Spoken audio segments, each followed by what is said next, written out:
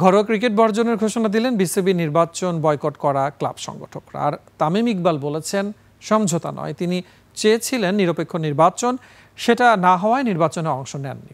আকাশুজ্জামানের report. BCB নির্বাচন boycott করেছিলেন তামিম সহ ক্লাব পরিচালকদের দায়িত্বে থাকা সংগঠকদের বড় একটি অংশ। দাবি না মানলে ক্রিকেট বয়কটেরও হুমকি দেন তারা। সেই ধারাবাহিকতায় ঘরোয়া ক্রিকেট বর্জনের ঘোষণা দিলেন বিসিবি নির্বাচন বয়কট করা ক্লাব সংগঠকরা। রাজধানীর একটি হোটেলে সংবাদ সম্মেলনে ক্লাবগুলোর পক্ষ থেকে এই ঘোষণা দেন মোহামেডানের কাউন্সিলর মাসুদুজ্জামান। সদ্য নির্বাচিত হওয়া বিসিবি প্রেসিডেন্টকে অবৈধও বলেন তিনি।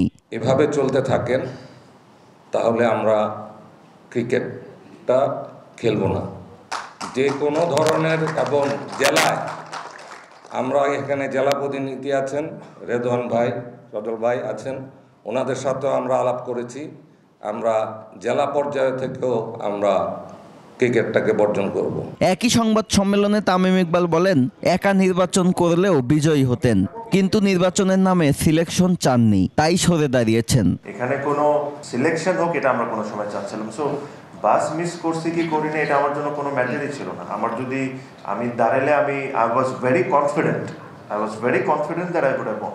সো ওটা ওয়াজ নেভার অপশন। প্রথমে বিরোধিতা করেও চেম্বার আদালতের রায়ের পর নির্বাচনে অংশ নেন কয়েকজন সংগঠক। তামিম বলেন, ভবিষ্যতে যেন নিজেদের অবস্থান বদলে না ফেলেন তারা।